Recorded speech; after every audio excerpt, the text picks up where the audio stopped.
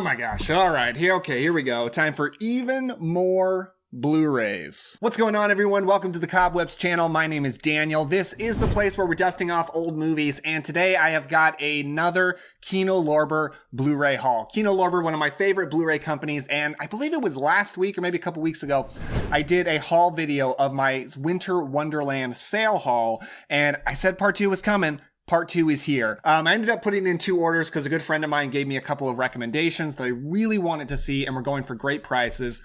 And you got to get enough to get the free shipping, right? Not worth it without the free shipping. So ended up putting in a whole other haul. Let's just go through them. Now, I've already opened up the box and everything and all the Blu-rays because, full disclosure, this is the second time that I've filmed this video due to some technical difficulties. So they're already open, but without further ado, let's dig into it.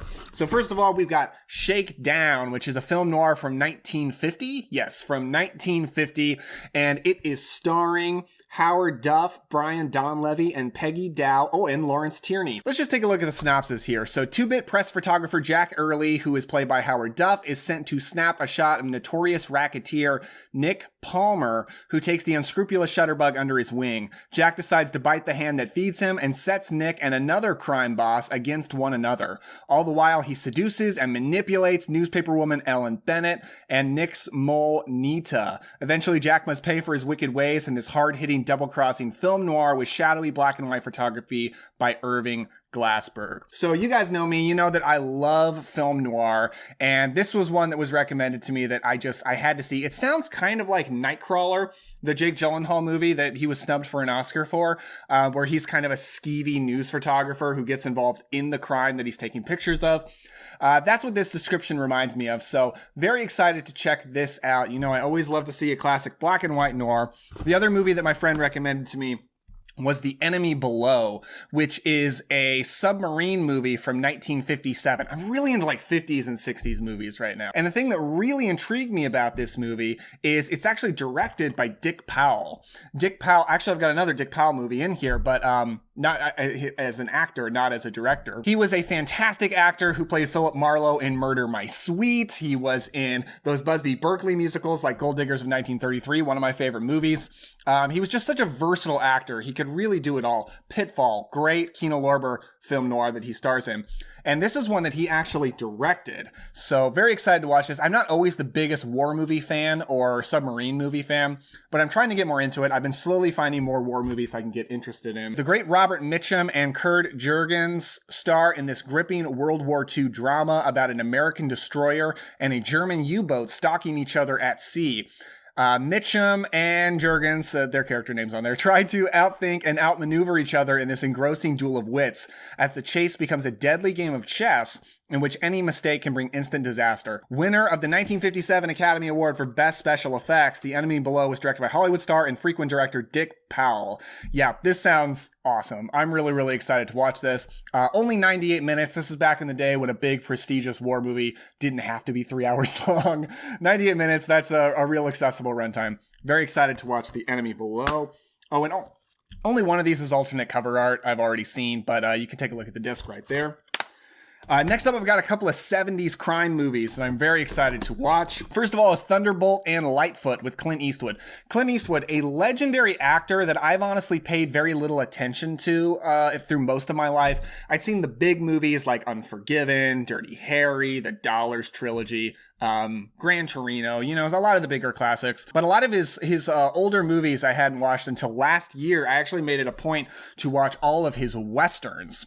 And other than like maybe one or two where he has a supporting role like early in his career, I'm not sure, but I'm pretty sure I've now watched all of his Westerns and really enjoyed them. If you're curious, High Plains Drifter is my favorite. And now I'm ready to move on. I'm ready to see what else did he do in this time period. So this is a crime drama he was in 1974, and it's co-starring Jeff Bridges and George Kennedy. So it says, let's see, from Michael Cimino, the legendary director of The Deer Hunter and Heaven's Gate, comes this bold, witty, and tough crime thriller starring screen icons Clint Eastwood and Jeff Bridges as a pair of modern-day outlaws.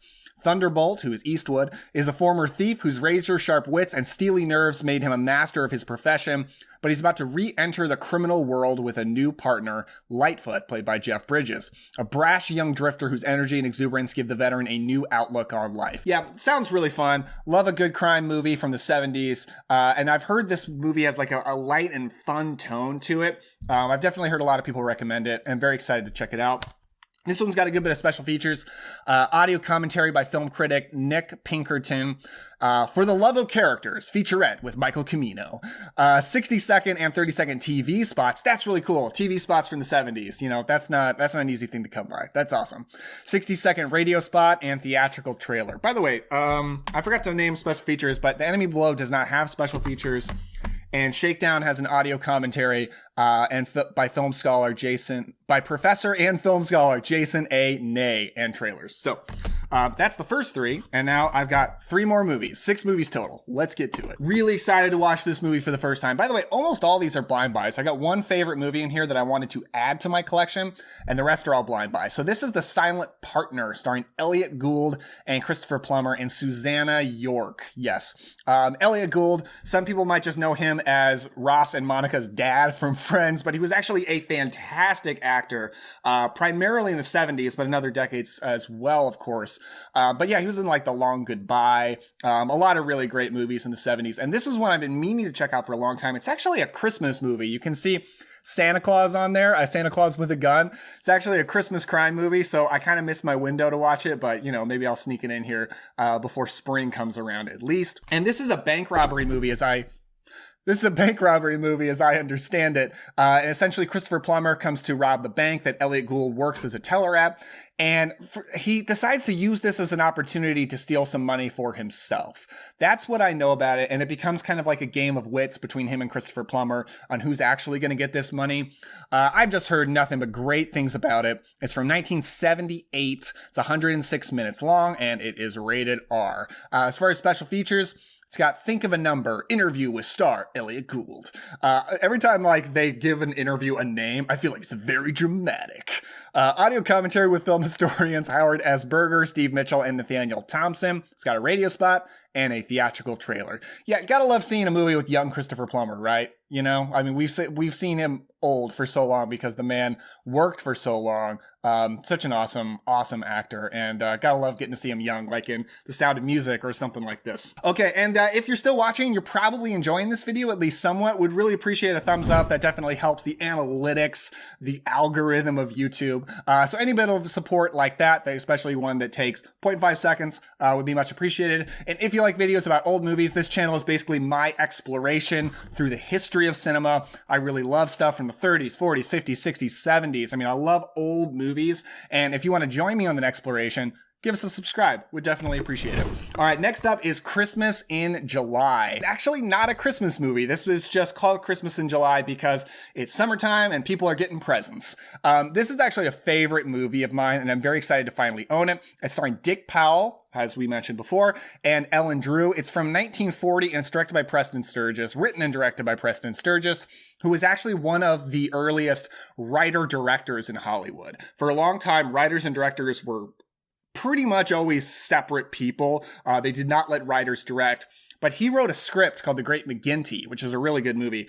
It was so good, he was able to tell Hollywood, hey, I'll sell it to you dirt cheap. I think he sold it for like $1 or something, but don't quote me, if you'll let me direct it. And that really launched his directing career. And he had a phenomenal run of great movies in the 1940s, especially. Essentially, it takes place during the Great Depression, and it's very specifically about the Great Depression. It's very topical for its time, which is something I think is very interesting, historically, for sure.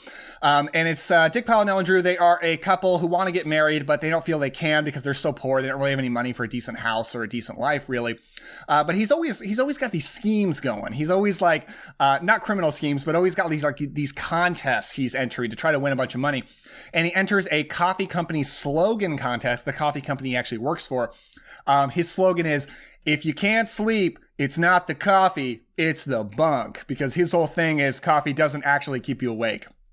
But his coworkers decide to play a joke on him and make him think that he won, and he totally believes it. And he goes out on this big spending spree, but not just for himself and his girlfriend, for the whole community that he lives in. He just buys people tons of presents because he's just such a good guy. And then his friends don't know how to tell him he did not actually win that money. It's very funny. It's a hilarious comedy, but it's also very sweet and has a really good message to it. And it's 67 minutes. It's super short. So if you haven't seen Christmas in July, I highly recommend it. At least stream it if you don't pick it up, but I definitely recommend picking it up. As far as special features, got an audio commentary by film historian Sam Deegan. Very cool. And trailers. One more. All right. So next up, my boyfriend's back and you're gonna be sorry. So this is a 1990s horror comedy.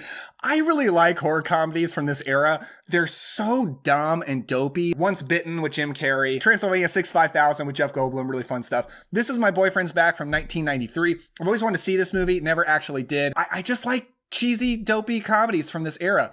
It's about a teenager who gets a date, who, by the way, is Andrew Lowry, and he gets a date with the prettiest girl in school, Tracy Lind, and before he's able to go on the date, he dies. But he comes back from the dead to get his date, and he's kind of like a zombie, and he wants to get the girl. That's what I understand of the movie. It sounds really fun. It sounds really silly. I'm excited to watch it. It's rated PG-13. It's 85 minutes. Got an audio commentary with director Bob Balaban and actors Mary Beth Hurt and Austin Pendleton. It's got an interview with star Andrew Lowry, interview with director Bob Balaban, interview with composer Harry Manfredini, very cool, interview with actor Austin Pendleton, and a theatrical trailer. It's actually a Sean S. Cunningham production of Friday the 13th fame. Very cool. This is the only one in here that has alternate cover art. So I'm going to switch that around and show you because I think it's really fun, actually. Comedies from this era, you know, I think it took me a little bit of time to warm up to because I grew up on comedies of a different era. I'm, you know, pretty young. And I've really just come to love these comedies. There's alternate cover art of My Boyfriend's Back. Lots of fun. So very excited to watch that, as I am excited to watch all of these. That is the final word on my Kino Lorber Winter Wonderland sale. Lots of movies I'm very excited to check out. I've actually got plans of how I'm going to review all the Blu-rays that I watched that I show you. Because I don't want to just show you movies that I bought, because I do watch the movie. I buy movies to watch them. I don't buy them for them to sit on my shelf. And that's why I like Kino Lorber, is you can get a lot of movies for a low price. And I want a lot of movies. I want to take in a lot. I want to take in a lot of movies. That's what this channel is all about. It's not really about Blu-ray collecting, because I'm, you know, I just buy the movies I want to watch. So it's about my exploration through the history of cinema. So I've actually got a video coming out very soon in which I'm going to tell you about all of the Blu-rays that I watched in December 2022. And the next month, I'll do a video on all the Blu-rays I watched in January 2023. Got a fun twist to it that I'm going to do. So if you want to see that, subscribe. And if you haven't yet, give us a like. Would very much appreciate it. Thank you very much for watching. Let's talk about more old movies next time.